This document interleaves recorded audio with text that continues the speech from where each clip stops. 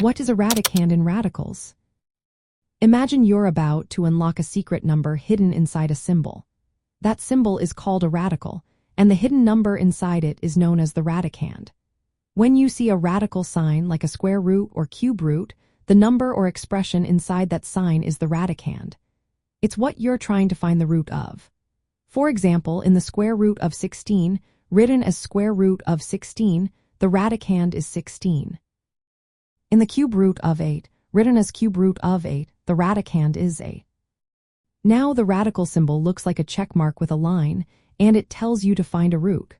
The radicand is the number or expression under that check mark. Sometimes, the radicand is just a simple number like 9 or 21.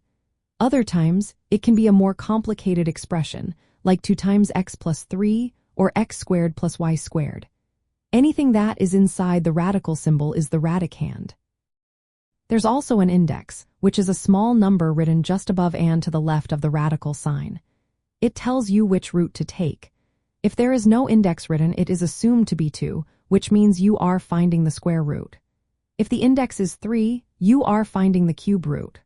For example, in the expression cube root of 27, the index is 3, and the radicand is 27. Understanding what the radicand is helps you know exactly what number or expression you are working with when simplifying radicals or solving equations. When you see the radical, focus on the part inside the symbol. That's the radicand. It's the starting point for finding the root. For example, with the radical of 25, since 5 squared equals 25, the square root of 25 is 5. The radicand is what determines the value of the radical. In summary, the radicand is the number or expression inside the radical sign. It's what you are taking the root of.